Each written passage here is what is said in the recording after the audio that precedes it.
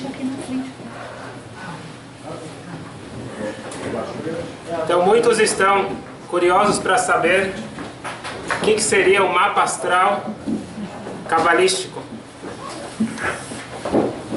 Apesar da chuva, o grupo é muito grande, então vamos ver como a gente vai evoluir, se a gente vai conseguir chegar no mapa astral.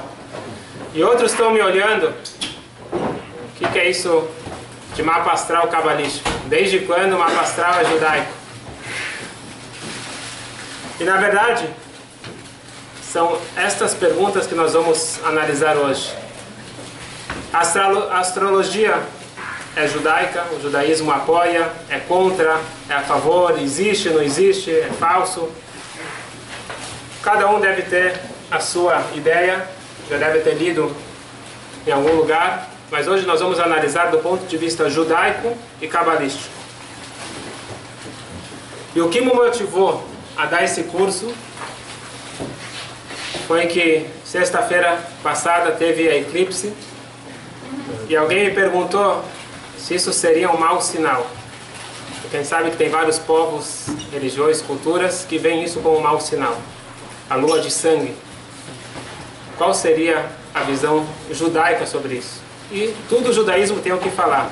Na realidade, isso já parte, de certa forma, do Talmud, até de fontes mais antigas.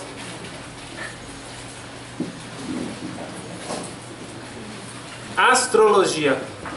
Primeira coisa, o que significa astrologia? Astro são as estrelas e logos são palavras. Então, a astrologia seria entender as mensagens que as estrelas, que os astros nos enviam. E da onde surgiu os signos? Então, os babilônios, eles entendiam essas mensagens como sinais e aí veio o nome signos. Só um pouquinho da origem dos nomes. Nós temos a astrologia e a astronomia. A astronomia seria a lei das estrelas. Então até o final do século XVI, eles meio que andavam juntos. Astronomia e astrologia. Então quem era um bom astrônomo era também um bom astrólogo. E a partir do século XVII, eles começaram a seguir caminhos distintos. E hoje em dia está muito claro que a astronomia são cálculos matemáticos e a astrologia já é uma coisa mais do além, algo não muito exato, não muito calculista.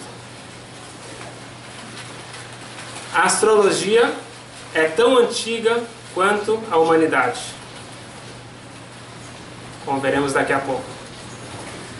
Mas o mais curioso que eu queria ver é por que as pessoas estão tão interessadas nesse tema.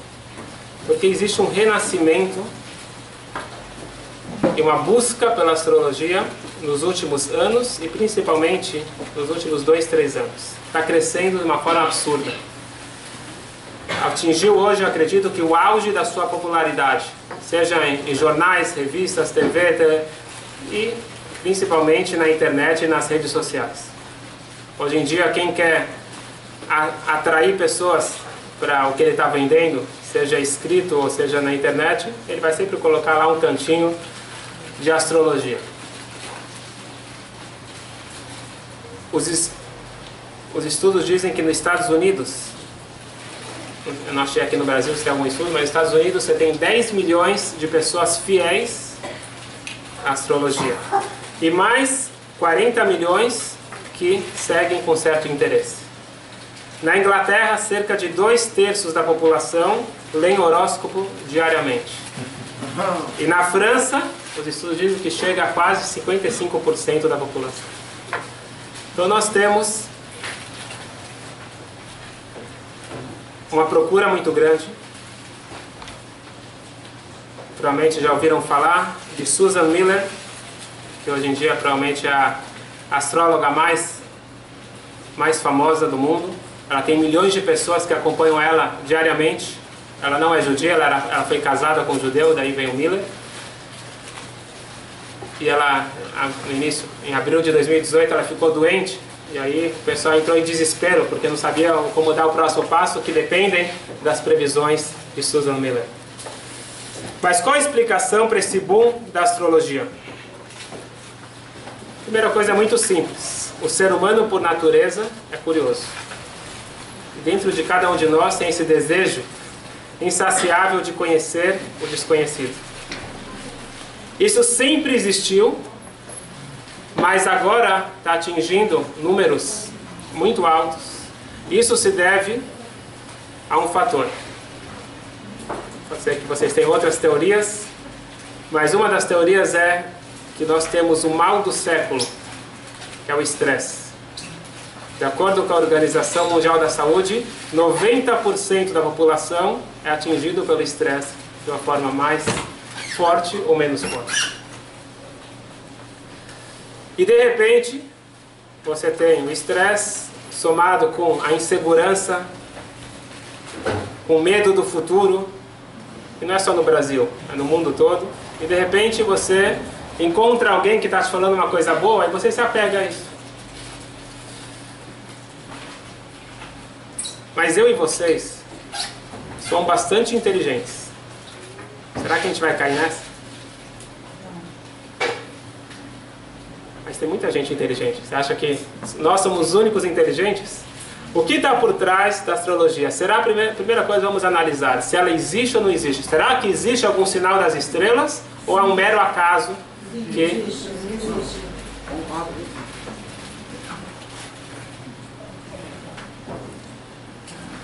Será que o judaísmo acredita na influência dos astros, das estrelas na nossa vida?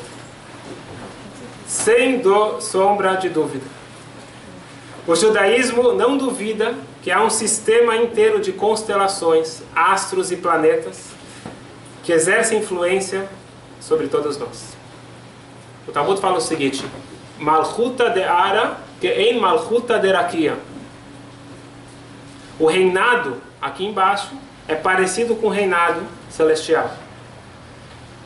Então nós que estamos aqui embaixo não conseguimos ver de cima para baixo, então a gente estuda, mais ou menos é o que a Kabbalah faz. Ela nos ensina a enxergar o mundo, o corpo, enxergar o físico e tentar extrapolar para o espiritual. Então no mundo nós temos um rei com vários ministros. Na época do Talmud era o modelo que existia, rei. E reinado é o melhor exemplo para Deus. Deus também tem os seus ministros. E os seus ministros são o Sol, a Lua, os astros. Os planetas, eles são os ministros divinos. E agora, para surpresa de muitos, não só que o judaísmo dá importância para a astrologia surgiu do judaísmo. A astrologia ela consta no livro mais antigo judaico e provavelmente o livro mais antigo da humanidade. Por quê? Porque foi escrito pelo primeiro homem, por Adão. Esse livro é chamado Sefer Yetzirah. Quem quiser esse livro em português, o livro da formação. E lá ele conta os segredos como que Deus cria o mundo através das letras do Aleph Beit. As 22 letras do Aleph Beit são a matéria-prima para Deus criar esse mundo, porque Deus criou o mundo através da fala.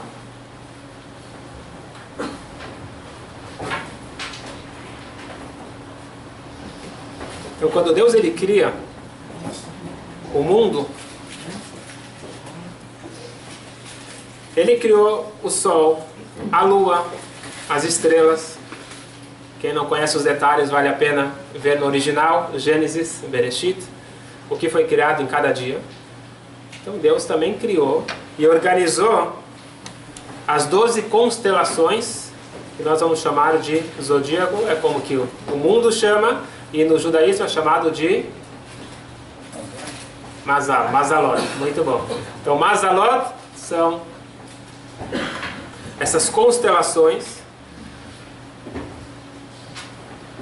Vamos entender que cada estrela, cada planeta é algo físico, mas ao mesmo tempo ele tem a sua alma. De acordo com a Kabbalah, tudo tem uma alma. Não é igual à alma humana, mas tudo tem uma alma. Inclusive uma pedra tem a sua alma. E os astros, eles têm uma alma com uma certa inteligência. E eles têm a sua influência sobre o mundo. Então o zodíaco ele seria um cinturão imaginatório que representa esses 12 grupos de estrelas. Cada constelação ocupando então os 30 graus, como todo mundo conhece. Só que agora vamos ver de uma perspectiva que nós não estamos acostumados a ver. Vamos ver de trás para frente, ou de frente para trás. Deus, Ele não vê as consequências e Ele toma decisões. Ele gera as causas, as consequências. Nós estamos acostumados a pensar da seguinte forma: Deus criou o mundo em 6 dias, Ele descansou no 7º. Por isso, nós descansamos no Shabat. Não seria a palavra certa, descansamos, por isso nós temos descanso espiritual no Shabat. Agora vamos parar para pensar de uma outra forma. Já que Deus queria que existisse o Shabat, então Ele criou o mundo em 6 dias e descansou no 7º para ter o Shabat. E esse raciocínio nós vamos usar agora também para as constelações, para o zodíaco, para os signos. Já que Deus queria que tivesse 12 meses, 12 tribos e várias outras várias coisas com 12 relacionadas aos meses e às tribos, as cores, etc. Então Deus, Ele criou um mundo com 12 constelações. Então é ao contrário do que nós pensamos. Então a astronomia, ela vai observar o que já foi criado. Agora Deus é o Criador. Por que Ele criou dessa forma? Porque Ele tem um objetivo lá na frente, que demorou anos para ser entregue à Torá e ser exercido esse objetivo divino, mas desde a criação já estava o molde como Deus Ele planejou. Bereshit, por que Deus criou o mundo? Bereshit. Bereshit você pode dividir em 2 palavras, ou em uma letra e outra palavra. Beit Reshit, 2 princípios. Então, por que Deus criou o mundo? Deus, Ele criou o mundo para o povo cumprir a Torá. Então, o mundo gira em torno da Torá. Então, o molde que Deus usa é o que Ele vai ser, o que Ele deseja que seja cumprido através da Torá. Então, o Shabat, ele causa a criação ser em 6 dias. Os meses judaicos, eles causam ter as constelações divididas em 12. Tá claro até aqui? Uhum.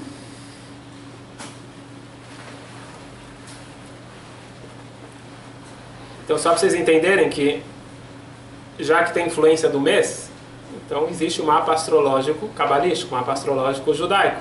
Então, você tem influência do mês, você tem influência do dia, você tem influência da hora. Mas isso aqui a gente vai deixar mais para frente, e talvez, quem sabe, para a próxima aula. Porque é importante a gente ter a base, entender como que o judaísmo enxerga a força e como que nós podemos ou não usar essa força.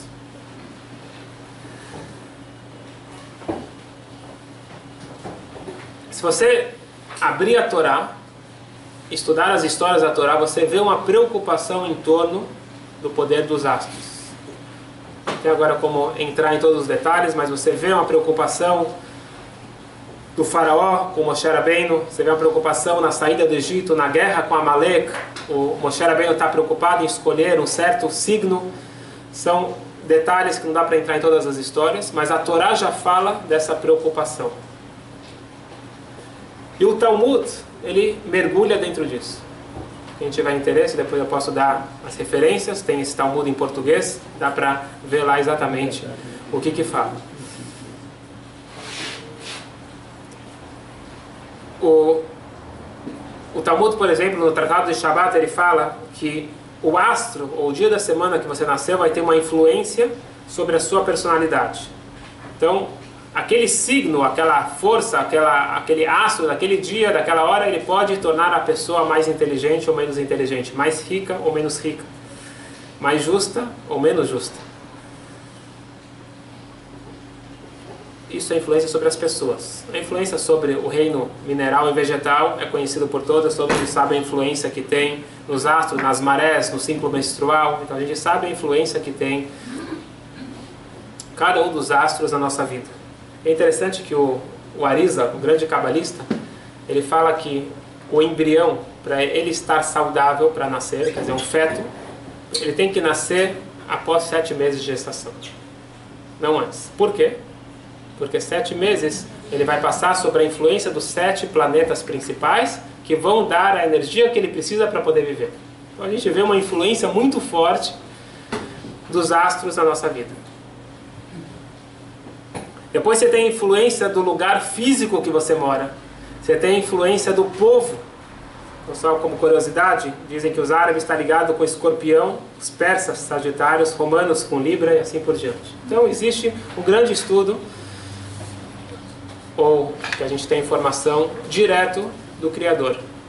Então esse livro, Sefer Yetzirah, tem uma versão que ele foi escrito por Adão e tem outra versão que ele foi escrito por Avraham Avinu, o primeiro hebreu, o primeiro judeu. Ou que foi um conhecimento que veio desde Adão e quem foi que colocou no papel seria Avraham. Não sei se no papel exatamente naquela época, mas quem foi que escreveu. Avraham Avinu, ele é o pai das nações monoteístas.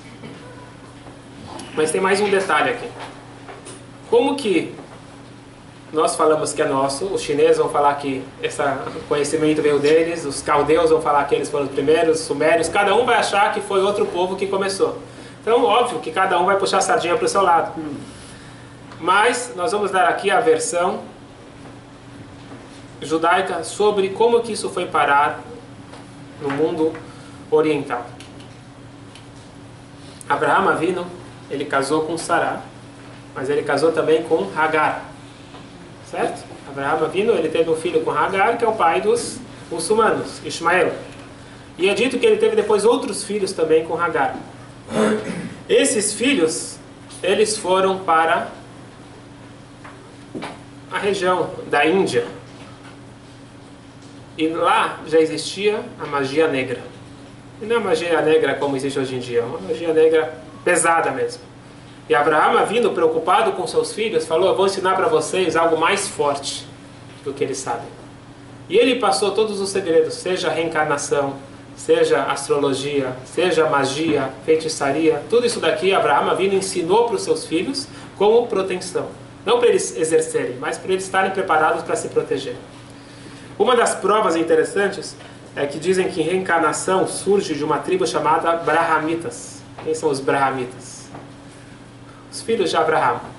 Então esse conhecimento ele vem do Criador, que passa para o primeiro homem, que passa de geração em geração, que chega até Avraham Avinu e ele passa para os seus filhos e isso daqui se espalha para o mundo todo.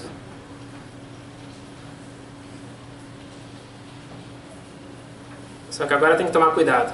Eu falei tanto do judaísmo, então todo mundo já está achando que nós vamos ficar pesquisando e consultando o horóscopo. De jeito nenhum.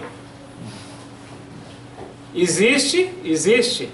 O judaísmo acredita na força e na influência dos astros? Sim. Eu posso consultar? Não.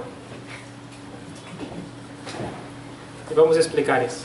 Primeira coisa, se você abrir o texto, o livro da Torá, lá está escrito claramente que é proibido. Você não pode ir atrás de astrologia. E lá tem uma lista extensa de tudo que é proibido. E quando a gente fala que é proibido, significa que existe. Ninguém falou que não existe.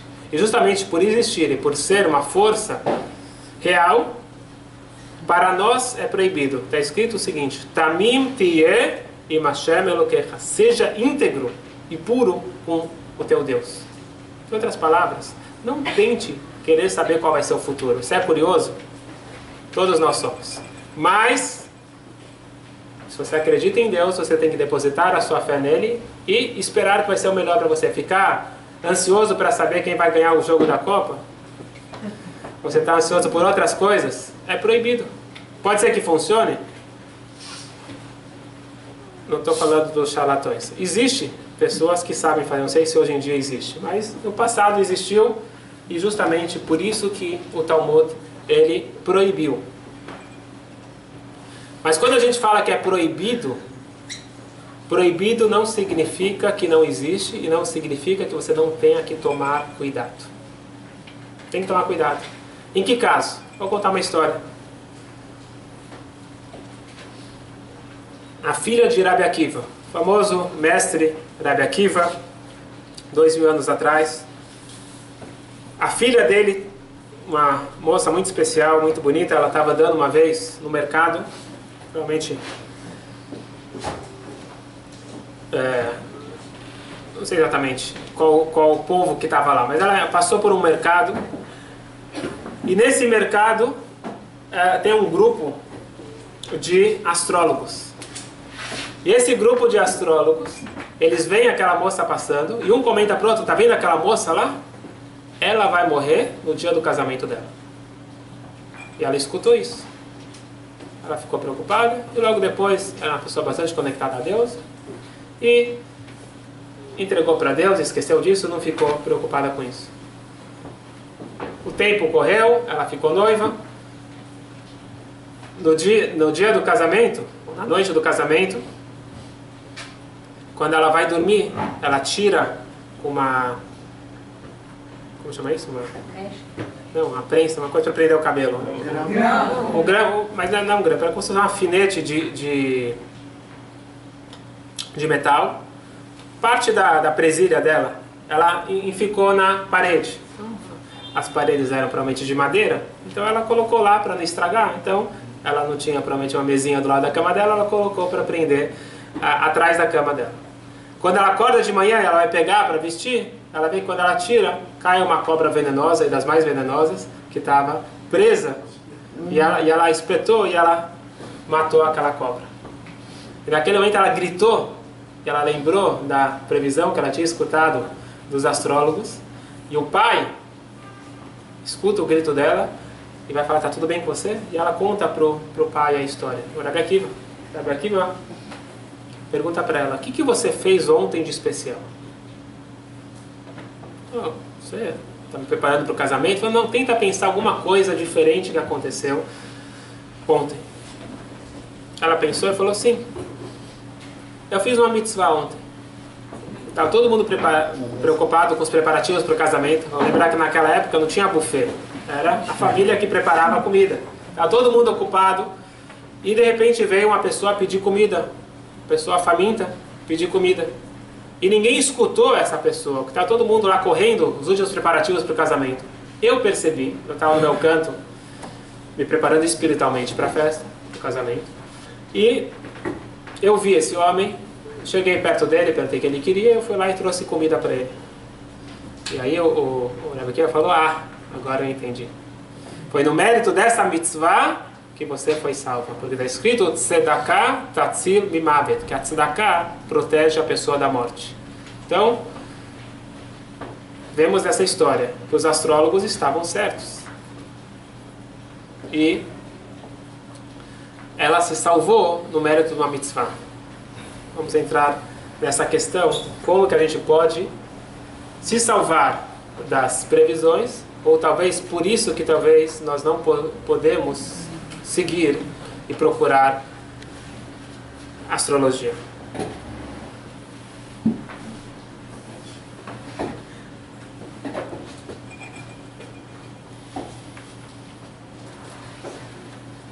A gente sabe que os nossos maiores sábios, eles eram grandes conhecedores da astrologia. Então, só para ter alguns nomes como exemplo: Sade Agaon, Shmuel Anagit, Ibn Ezra, Nachmanides, Abarvanel, Abu Hab. E aqui ele diz que Pedro Álvares Cabral, para chegar no Brasil, ele usou os mapas do famoso rabino Zacuto, que foi um grande erudito, um grande conhecedor de astronomia e astrologia. Agora, quando a gente fala que existe esse conhecimento, não significa que nós podemos usar, e não significa que eles vão determinar por completo a nossa vida. Só uma coisa interessante: quando nós falamos que é proibido para nós consultar a astrologia, é para nós judeus. Para os outros povos, não tem proibição de consultar uma astrologia verídica. Não tem proibição. Porque está escrito na Torá que isso daqui é uma proibição para o nosso povo, diferente dos outros povos, que eles podem sim consultar o horóscopo, se for verdadeiro. Mas não se pode fazer idolatria. Idolatria é uma proibição universal. Nós temos as 7 leis universais, que isso daqui se aplica a todas as nações. Idolatria é uma proibição para todos os povos. E qual que é a diferença, então, de você ver o que os astros falam e uma idolatria? Eu quero contar para vocês a origem da idolatria. É muito interessante a origem. O Maimônides, ele conta o seguinte. É uma das coisas mais graves pelo judaísmo fazer idolatria. Os 2 primeiros mandamentos. Eu sou o teu Deus e não tenho outros deuses. O que significa idolatria? Idolatria é dar importância para qualquer outro ser ou coisa além de Deus. Então, colocar um intermediário, colocar outra força como importante, igual ou um pouco abaixo de Deus, isso é chamado de idolatria. E de onde que surge a idolatria? Você tem Deus criando o mundo e Deus criando o homem. Então Deus criou Adão e Eva. Eles tinham certeza absoluta que Deus existe. Passa uma geração. Os filhos de Adão e Eva, eles não sabem, eles não viram Deus criar o mundo e não viram Deus criar eles. Mas os pais deles, que eles confiam tanto, contou. Então era evidente. Olha como a humanidade é fraca. Passou só mais uma geração. Na terceira geração, era a geração de Enosh, começou a semente para a idolatria. Então tudo que nós temos hoje no mundo de idolatria surge nessa terceira geração do mundo. E a origem é fraca e vai ganhando força ao decorrer do tempo. A primeira geração, diz o Maimônides, disse o seguinte: Deus criou o mundo, certo? Deus criou os astros, certo? Então nós temos que agradecer os astros. O meu campo está dando frutos porque o sol está batendo, está ajudando, a chuva está ajudando e assim por diante. Então, vamos agradecer o sol. Faz sentido? Não faz. Não. Diz o Talmud, se você vai na casa de alguém e o empregado, a empregada te serve um copo de água, você fala obrigado ou não? O copo não é dele, a água não é dele. Mas te serviu. O sol não te serviu? Raciocínio está certo ou está errado? Está errado. Está errado. Está errado. Está certo ou está errado? Está errado. Por que está errado? É um raciocínio associacionista. Enquanto raciocínio associacionista, tem só lógica.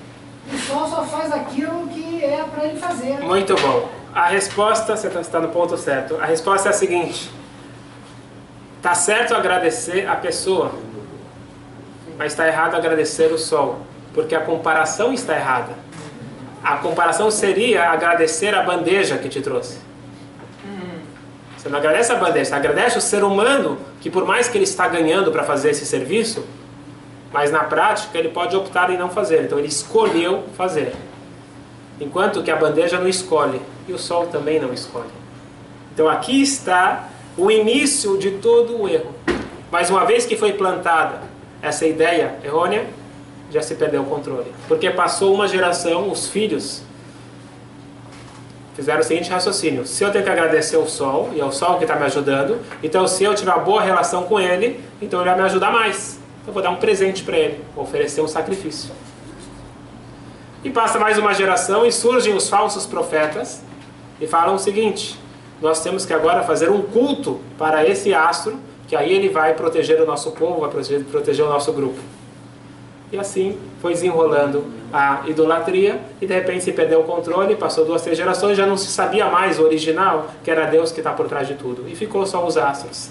E se esqueceu que é Deus que está por trás de tudo.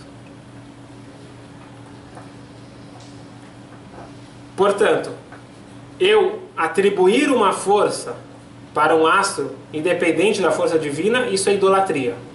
Agora, acreditar que Deus, ele rege o mundo através dos astros, isso é fato. Vamos entender? Para se analisar algo pelo judaísmo, é só pegar as palavras da Lashon HaKodesh, da língua sagrada. A língua sagrada é a língua que o mundo foi criado. Então, para entender algo, é só entender as palavras. Zodíaco não quer dizer nada. Agora, o Mazalot explica tudo. O que quer dizer Mazal? Muita gente traduz Mazal como sorte. Então está errado. Então Mazal quer dizer... Mazal, no original, são as constelações. Mas diz a Kabbalah que Mazal vem do verbo de nozel, nasal, que significa pingar, escorrer. Quando alguém está com resfriado, em hebraico, fala nezilah, está escorrendo. Você tem um reservatório de água, ou você tem a montanha, que tem muita água. E de repente você precisa canalizar essa água para sua casa. Se vier toda a água de uma vez só, o cano não aguenta, minha casa não aguenta, vai inundar. Eu preciso canalizar. Eu preciso diminuir a intensidade, eu preciso diminuir a quantidade. Deus, ele tem uma energia infinita.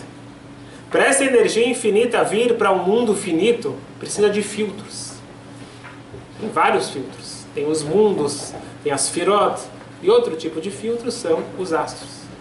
Então a energia divina, ela passa em algum momento nessas constelações.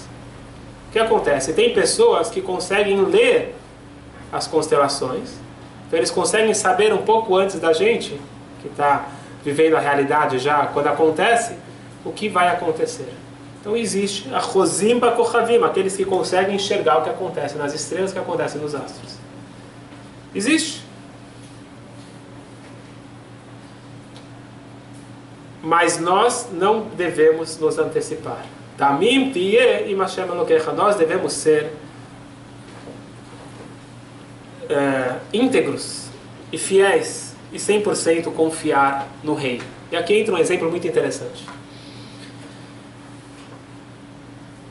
Um rei, ele está chegando no seu país. E ele vem com bastante assessores. E todo mundo, quando fala em política, está procurando como que ele pode tirar algum ganho do seu conhecimento. Então lá tem uma reunião de amigos e estão traçando os planos, como que eles podem se aproximar dessa delegação que está chegando e como eles podem pedir alguma coisa. Um deles falou, eu vou procurar o ministro do interior. Outro foi para procurar o ministro do exterior. Assim por diante, cada um foi escolhendo um dos ministros. E cada um tinha uma lógica, por que ele escolheu um dos ministros. Diz o Midrash, Ayasham Pikeach Echad, tinha lá uma pessoa muito inteligente. E ele falou o seguinte, Ana Nassiv Malka, em aramaico, eu vou escolher o rei. Por quê? Ele explicou da seguinte forma, Dekolu mitchalfin, o Malka lo mitchalef, em aramaico. Todos são transitórios e o rei não é transitório. Então esse ministro, amanhã ele pode ser mandado embora. Então eu não vou perder tempo com os ministros, eu vou direto para o rei. O que está por trás dessa discussão? Todos estavam procurando os ministros porque é muito mais fácil você chegar no ministro do que você chegar no rei. Então eu vou ficar o tempo todo gastando para chegar no rei e de repente vai todo mundo embora e eu não consigo nada. Então eu prefiro ter menos, mas ter algo garantido. Mas vamos analisar, porque não é uma palavra do Midrash à toa. Está escrito, todos são transitórios e o rei não é transitório. Então só ele é inteligente? Todo mundo sabe que o rei não é transitório. Então aqui diz a Kabbalah que tem algo muito profundo. O que os ministros podem oferecer é algo transitório. O que o rei pode oferecer é algo real. E trazendo para a nossa vida, o que os astros podem oferecer é transitório, é fraco, é superficial. Agora, o que Deus oferece, o que o rei oferece, é o conteúdo real. Então, se eu perder meu tempo, pode ser que é mais fácil, mas nem sempre o que é mais fácil é o correto, e não só o correto, é a essência. E aqui vai entrar todas as outras proibições que nós temos junto com a astrologia.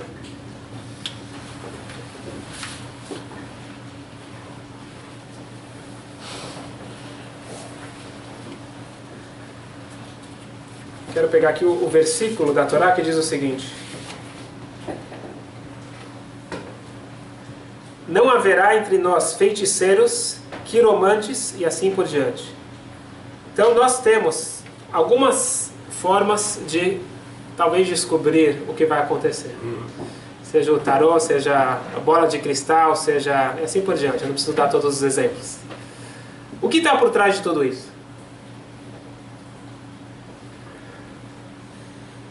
O que está por trás de tudo isso é o seguinte: Deus, Ele criou o mundo com a luz e surgiu também a ausência de luz, a escuridão. Por que Deus escondeu a luz? Para poder existir o livre-arbítrio.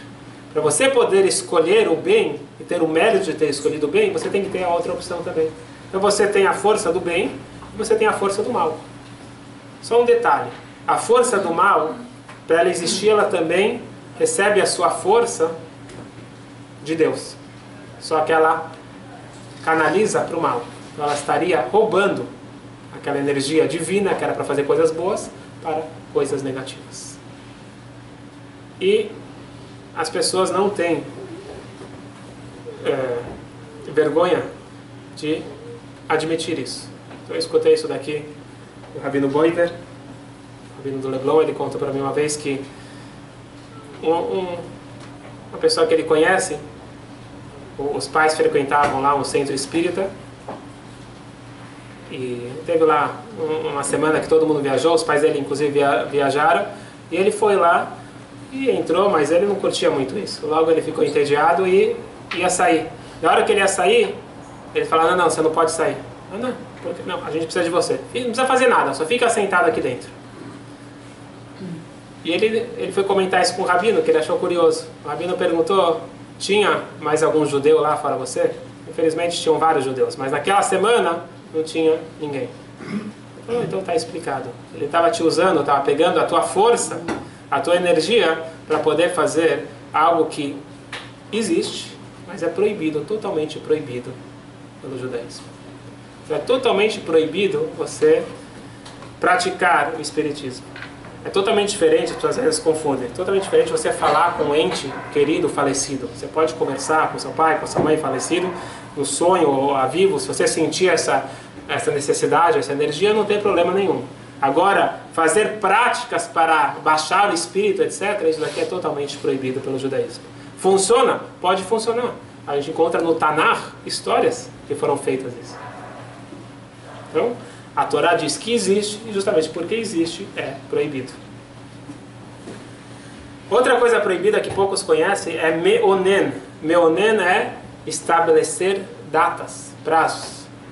Então, baseado no que nós falamos agora, e vamos falar na semana que vem, sobre meses, dias e horas, então, eu vou escolher a cesárea para um dia bom e uma hora boa. Totalmente proibido. Você não pode fixar datas baseado na astrologia ou qualquer outro motivo. Quem determina é o médico e não pode se entrar dar a sua opinião baseado em alguma coisa. Pode ser por algum outro motivo, mas você pode pedir para não marcar no Shabat, isso com certeza. Mas agora, escolher um dia específico por algum motivo astrológico, isso daqui é proibido.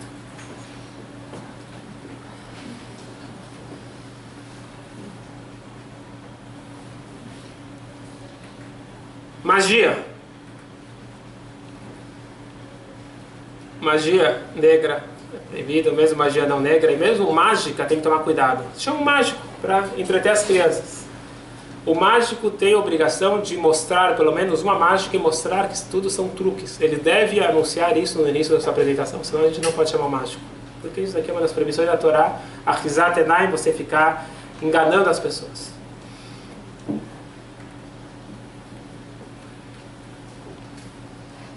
Leitura da mão. Então, existe pela Kabbalah uma forma de você ler a mão. Eu não vou ensinar aqui, porque eu não sei muito, mas existem pessoas que sim sabem ler a mão. Em Israel você tem alguns cabalistas que sabem sim ler a mão. Pode ler a mão? Então, poder pode, se você está fazendo com uma pessoa confiável, uma pessoa que está fazendo isso aqui com a força da Kabbalah e não com outras forças. Poder pode, mas não é recomendado. Não é recomendado. Seguindo aquela ideia de Tamim Tiem Hashem Elokecha, seja íntegro com Hashem, não fique procurando sinais. E uma coisa interessante que uma vez alguém foi falar com o rabino, falou que ele viu sinais e aí a mão combinava com essa pessoa, se era alma gêmea ou não alma gêmea. E o rabino falou uma coisa que eu achei brilhante. Ele falou, para de procurar sinais no céu. Foca aqui na terra, foca na pessoa e case. Para de ficar inventando coisas. Então, às vezes a gente fica inventando coisas, a gente quer sair da realidade e não foca no nosso dia a dia.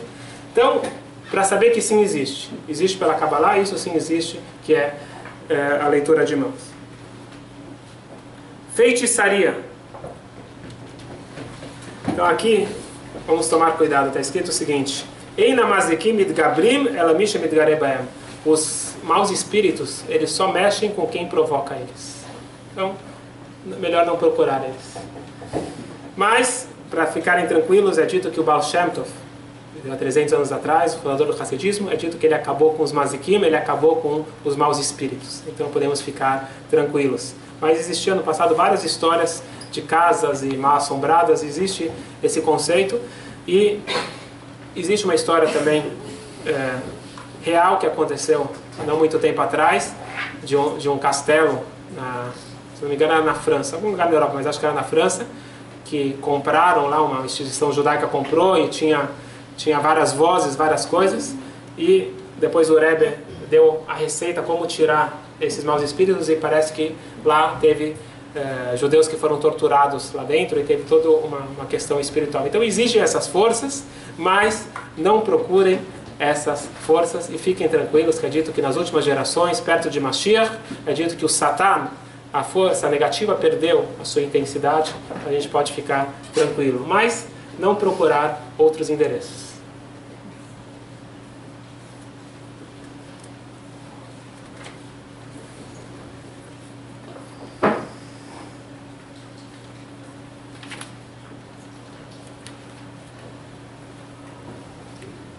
Tem outras coisas que sim são permitidas pelo judaísmo, não dá tempo da gente entrar, mas existem formas de você querer saber, ter algum sinal.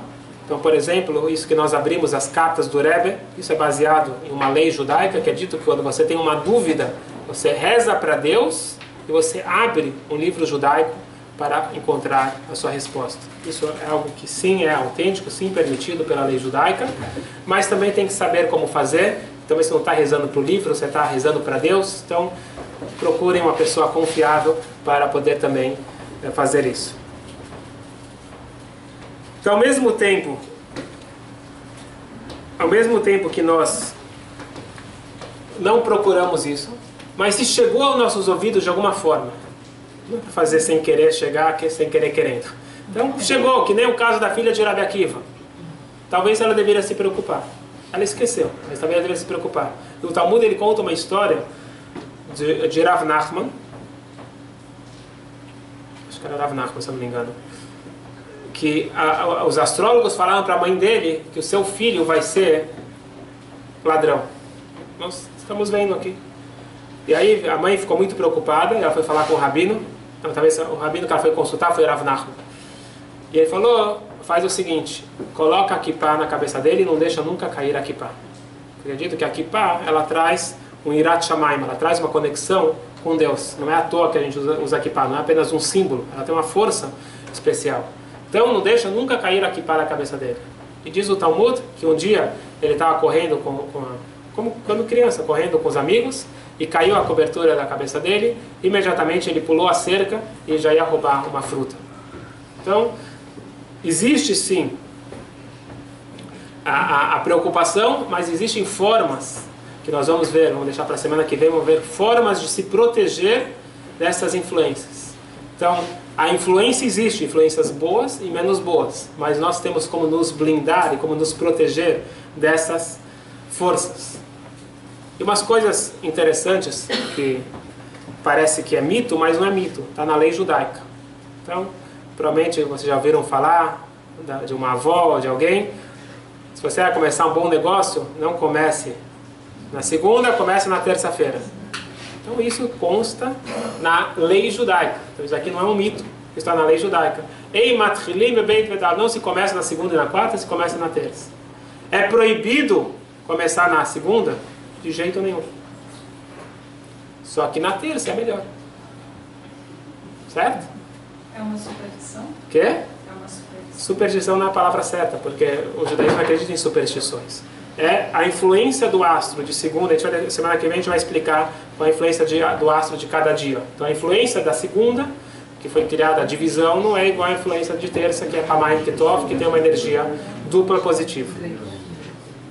Outra coisa interessante, na hora de marcar casamento, também tem datas melhores e não tão boas. Hoje em dia, o Rebbe anulou isso. Ele falou para os seus discípulos para casar em qualquer data, não as datas proibidas, mas qualquer data do mês, qualquer dia do mês. Mas antigamente se casava somente na lua crescente, somente até o dia 15 do mês, não quando a lua estivesse decrescendo.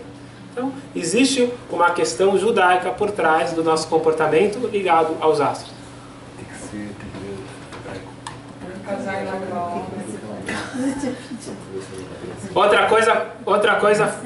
Outra coisa, não, a gente está falando do mês judaico, não é dia. O dia gregoriano não influencia nada, a gente está falando da influência do dia judaico, o dia do calendário lunar. É a lua crescendo, a lua decrescendo. E por isso que eu pedi para todo mundo preencher, quem não preencheu ainda, preenche, para depois a gente ter, semana que vem, a gente vai ter o mês judaico, o dia e a hora.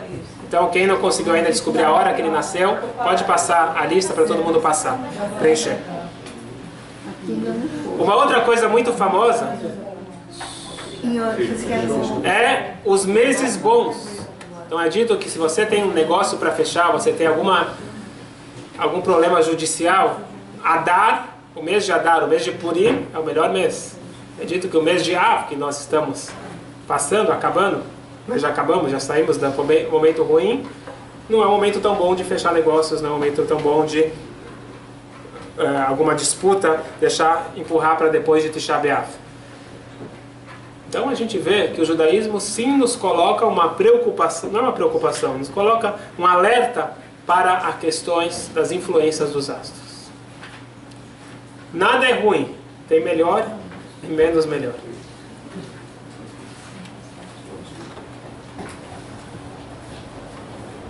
Mas se a gente falou tanto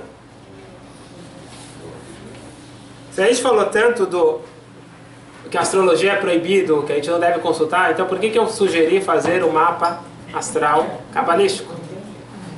Apenas para vocês verem hoje à noite aqui? Porque tem duas coisas.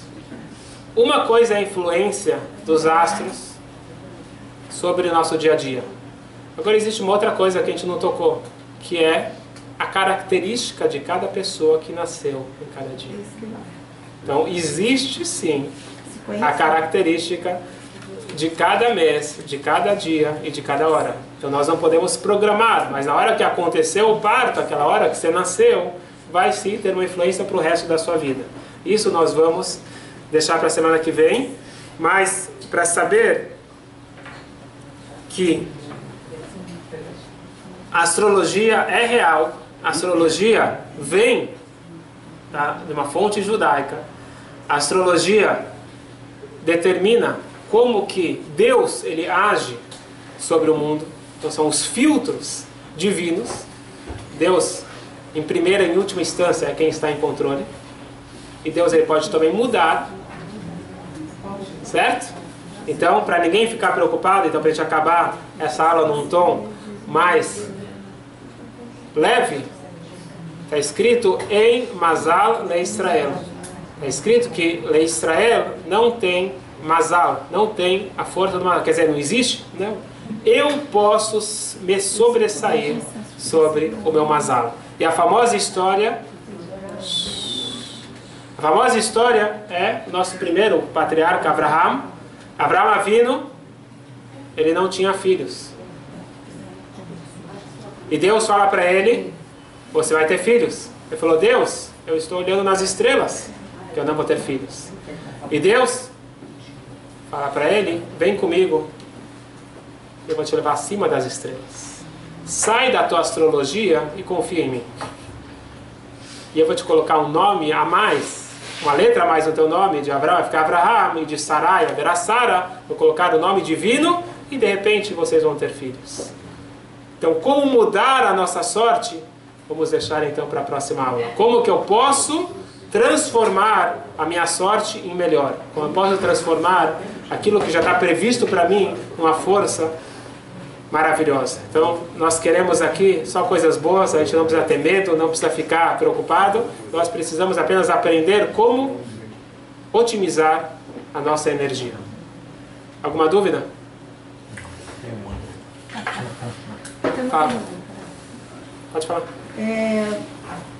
Por acaso, assim, esse tema me interessou e tem uma pessoa que ela frequenta o Lubavitch, o Rabino Boitner, que dá todo o suporte, né? Ela é religiosa, ela vem dando palestras dentro do Bnei Akiva. Depois a gente fala, tá gravando aqui, depois a gente fala. Caso particular. Faz uma pergunta mais genérica, depois não vamos falar de pessoas. Não é isso, porque se é proibido, né? Você não pode se conhecer. Então tem coisas que são proibidas, tem coisas que é permitida. Isso que a gente vai falar semana que vem. A parte proibida a gente não vai ensinar, a gente vai ensinar a parte permitida.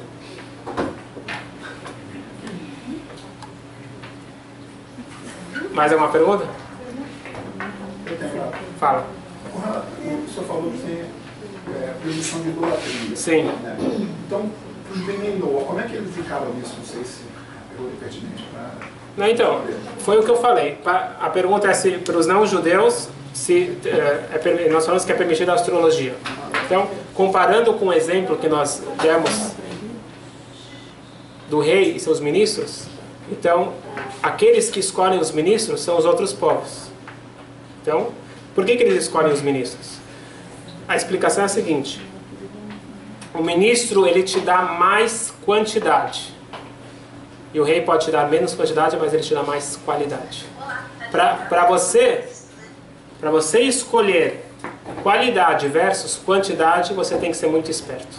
Não é fácil. Tem que ser muito maduro para você conseguir escolher qualidade versus quantidade. E o Midrash, ele faz uma coisa muito interessante, muito forte. Ele diz que você vai numa festa. Imagina que o rei fez um belo banquete. Do bom e do melhor.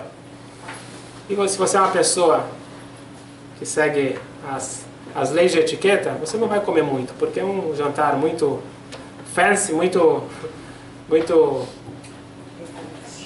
chique, e você vai comer pouquinho, aqueles pratos chiques lá, um pouquinho de caviar, e de repente sobra bastante quantidade que os garçons vão fazer a festa. E depois vai para o pessoal da cozinha. E depois, quando sobra todos os restos, vai para o lixão. E lá, os cachorros fazem a festa. Quem foi que teve mais quantidade? Os cachorros, depois o pessoal da cozinha, os garçons, e depois os convidados. Para quem o rei se empenhou e gastou para fazer a festa? Para os seus convidados. Quem foi que saiu com mais quantidade? Os cachorros. Quem saiu com mais qualidade? Os convidados. Isso daqui é um exemplo forte, mas para a gente entender que muitas vezes as pessoas se perguntam, bem na hora que eu escolhi um caminho mais espiritual, e eu estou me conectando, de repente as coisas estão desandando. E é um sinal que não é para mim, é um sinal que eu estou no caminho errado. É muito profundo, não dá para entrar em todos os detalhes agora, mas vale a pena ter esse conhecimento. Quando eu decido partir da quantidade para a qualidade diminui por um tempo. Para eventualmente eu chegar numa qualidade e depois, se Deus quiser, expandir novamente para a quantidade. Mas existe um processo aqui, existe uma escolha a ser feita, e para isso precisa de muita sabedoria, precisa de muita maturidade. Então por isso que ele fala, não é fácil você escolher, eu quero o rei direto. Nós estamos acostumados em procurar atalhos. Então a astrologia seria um atalho, mais um atalho. E a idolatria, de certa forma, é um outro atalho. A astrologia é um atalho permitido para os não-judeus, a idolatria é um atalho proibido. Ah, mas funciona? Sim, funciona. Mas você está recebendo o quê? Os ossos ou você está recebendo o caviar? O que você está comendo? Você está pegando a essência ou você está pegando os restos? Então, a magia negra e todas as outras forças são os restos. É aquela energia divina que foi usada no caminho errado. Então, na hora de fazer a escolha, eu preciso primeiro ter a informação, depois eu preciso ter muita vontade, força de vontade. Para o não-judeu, não foi exigido ter essa conexão total e a tal ponto de os atalhos serem proibidos. Então a astrologia foi permitida. Agora a idolatria é proibida. Então o que significa o que você perguntou? Bnei Noach. Bnei Noach são não-judeus que optaram em cumprir o que o judaísmo prega para os não-judeus. Porque o judaísmo, ele não converte ninguém, não fica procurando atrair pessoas, e também não diz que só quem é judeu que vai para o céu. Todas as outras religiões falam que o único que presta são eles. O judaísmo não fala isso. O judaísmo fala que todos são importantes e cada um tem a sua importância. Então a importância, ou a sua responsabilidade. A responsabilidade do judeu é uma, a responsabilidade do não-judeu é outra. Então Bnei Noach é um grupo que nós deveríamos fazer crescer, que são todos os não-judeus que optaram em seguir as orientações do judaísmo. Então o não-judeu ele não precisa começar a colocar tefilim, talit e todas as outras coisas que às vezes as pessoas se confundem. Então eu quero me conectar a Deus, então eu preciso fazer igual os judeus. Não. Você quer se conectar a Deus, você cumpre as mitzvot universais. Se Deus quiser, um dia a gente vai dar uma aula, estou devendo, quais são as mitzvot universais, que se aplicam a todos os povos. Mas primeiramente é não praticar idolatria. Então, se você coloca santos, se você coloca ajudantes, intermediários, qualquer coisa, a não ser Deus único, isso é chamado de idolatria. Última pergunta. Fala. Como é que o judaísmo encara a história do Golem? Se é real...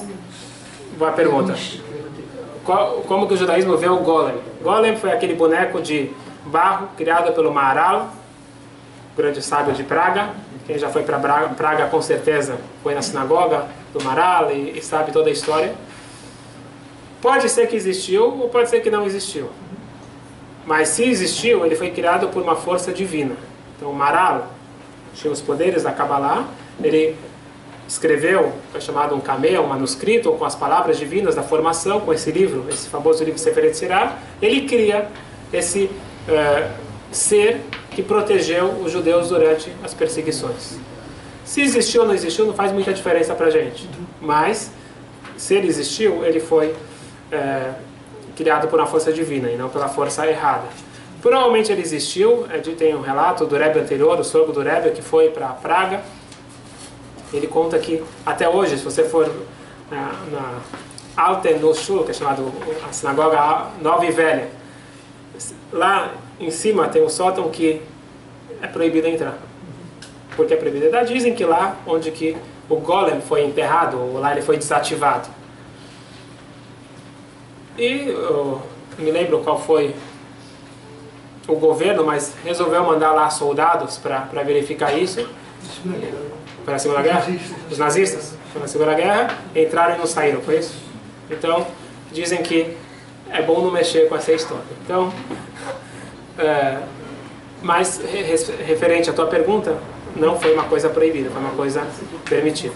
Existe, como eu falei de ler à mão, existe, por exemplo, cameia. Cameia é um pergaminho que as pessoas usam como proteção. Então, tem muito charlatão, mas tem muita pessoa, tem muitos cabalistas em Israel que eles escrevem cameia. Então existe ele pega um pergaminho e ele escreve com as letras da Torá algumas palavras cabalísticas como proteção. Existe. Então essas coisas existem dentro da Kabbalah. Não é ideal procurar, mas se é feito da forma correta, não podemos falar que é proibido. Certo? Então, para semana que vem, nós vamos ter o mapa astral cabalístico. Então, quem quiser participar, quem não quiser participar, não precisa participar. Mas nós vamos explicar as influências dos meses, as influências dos dias e as influências da hora. E quem sabe mais alguns detalhes. Então não percam o próximo capítulo.